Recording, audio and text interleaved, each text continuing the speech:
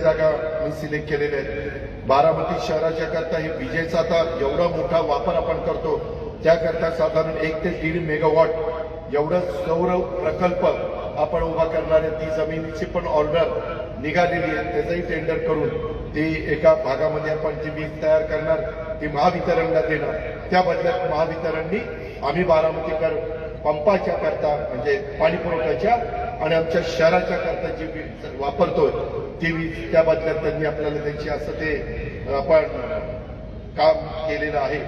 त्याचबरोबर आपल्या मुस्लिम समाजाच्या करता शादीखाना तोही अतिशय चांगला, म्हणजे किती लोकांनी बघितला मला माहिती नाही, परंतु सगळ्यांना समाधान वाटेल अशा पद्धतीचं आपण बांधलेलं आहे। आणि वाढीव हद्द बारामती वाढतीये, मला आश्चर्य वाटेल अजूनही महाराष्ट्रातले काही जिल्ह्याची ठिकाणाला अंडरग्राऊंड ड्रेनेज नाही, जिल्ह्याची ठिकाणं अंडरग्राऊंड ड्रेनेज नाही। असंच मध्ये एका मिटिंगला मी सीएम साहेबांना म्हणत होतो की आपण एक कार्यक्रम घेऊ की आम्ही जिल्ह्याच्या, जसं आम्ही तालुक्याच्या ठिकाणी नगरपंचायती दिल्या, पूर्वी तिथे ग्रामपंचायती होत्या, माळेगावला पण आम्ही नगरपंचायत दिली, तशा पद्धतीनं चाकणला, तुमच्या मंचरला, अशा वेगवेगळ्या ठिकाणी आपण नगरपंचायती दिलेल्या आहेत। तशा प्रकारे मित्रांनो आपल्याला वाढीव एरिया जो येतोय तिथं अंडरग्राऊंड ड्रेनेज झाल्याशिवाय स्वच्छता राहत नाही, डासांचा प्रादुर्भाव कमी होत नाही।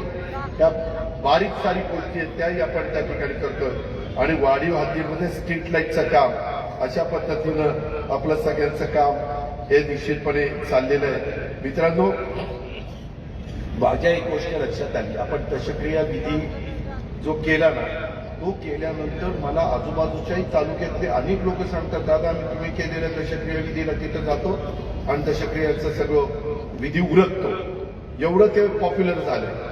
मग मी विचार केला की बाबा एवढं लोकांची सोय होत असेल, कारण इथं आलेल्या प्रत्येकाला नियतीचं बोलावून आल्यानंतर जायचंय, त्यावेळेस जे काही धार्मिक विधी असतात, ज्या काही परंपरा चालत आलेल्या आहेत, त्याच्यात कुठेही कटुता येता कामा नये, म्हणून नवीन 3 दशक्रिया विधीच्या करता आम्ही घाट बांधतोय। त्याला 12 कोटी रुपये मंजूर केले आणि ते स्पॉट पण निवडलेले।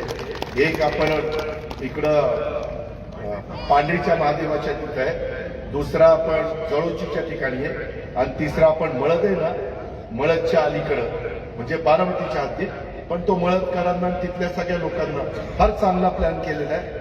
झाल्यानंतर तुम्हालाही कळेल की बाबा खरंच, आणि तुम्हालाही माहिती मी बोलतो तसं करतो, मी शब्दाचा पक्का आहे। त्या एका ठिकाणचं काम पण त्या ठिकाणी चालू झालेलं आहे। आणि मी मगाशी सांगितलं 12 एकरावर तांदूळवाडी येथे सायन्स पार्क, माझ्या बारामतीच्या गोरगरिबांच्या मध्यमवर्गीयांच्या सगळ्या घटकातल्या मुलामुलींना सायन्स पार्क म्हणजे काय, विज्ञान काय असतं आणि विज्ञानाचा वापर आपल्या भल्याकरता कसा करायचा असतो ते आम्हाला लहानपणापासून त्या मुलीच्या डोक्यामध्ये बिंबवायचं आहे।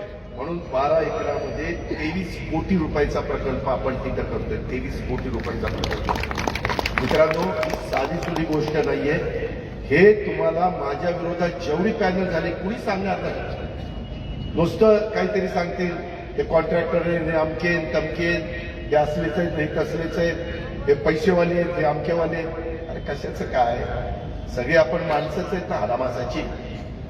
काहीतरी टीका करत असताना काही पण टीका करायची, काही पण बोलायचं, बाहेरची लोक येतील ती तर काय सांगतील आणखीन सांगता येत नाही। ते शेवटी जे काही बरं वाईट व्हायचं तुमचं माझं बारामतीत होणार, त्याच्यावर बाहेरच्यांचा नादच करू नका, फक्त नाद माझा करायचा।